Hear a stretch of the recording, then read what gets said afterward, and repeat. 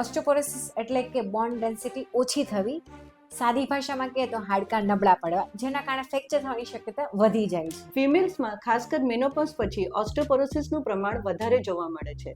પરંતુ શું તમને ખબર છે કે આ પ્રક્રિયા 35 થી 40 વર્ષની ઉંમરથી સ્ટાર્ટ થઈ જાય છે?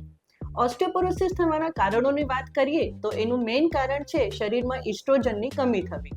એના સાથે સાથે ડાયટમાં અપૂરતું કેલ્શિયમ અને લાંબા ટાઈમ સમય અમુક દવાઓનો પ્રયોગ યાની કે સ્ટીરોઇડ્સ એ બી એનું એક મુખ્ય કારણ છે. ઓસ્ટિયોપોરોસિસના કારણે ફિમેલ્સને હાથ પગમાં દુખાવ, કમરમાં દુખાવ, ઉઠવા બેસવામાં તકલીફ, ઘૂંટણના દુખાવ, ચાલવામાં તકલીફ અને સાથે સાથે ફ્રેક્ચરની શક્યતા પણ વધી જાય છે. 5 quick tips to prevent osteoporosis. Calcium rich food જેવા કે રાગી, દૂધ અને દૂધની આઇટમ, લીલા પાંદડા શાકભાજી, સફેદ તલ, બદામ, રાજગરો, ભીંડો અને ચિયા સીડ્સ વગેરેનો ઉપયોગ કરવો. વિટામિન ડી માટે સવારના કુમળા તડકામાં રહેવું અને છતાં પણ જો વિટામિન ડી ની ડેફિશિયન્સી હોય તો રેગ્યુલરલી વિટામિન ડી ના સપ્લિમેન્ટ લેવું. વધારે પડતું વજન હોય તો તે ઘટાડવું. દરરોજ 30 થી 45 મિનિટ કસરત કરવી જેથી તમારા સ્નાયુ અને હાડકાં તંદુરસ્ત રહે. સ્મોકિંગ અને આલ્કોહોલનું સેવન બિલકુલ નહીં કરવું.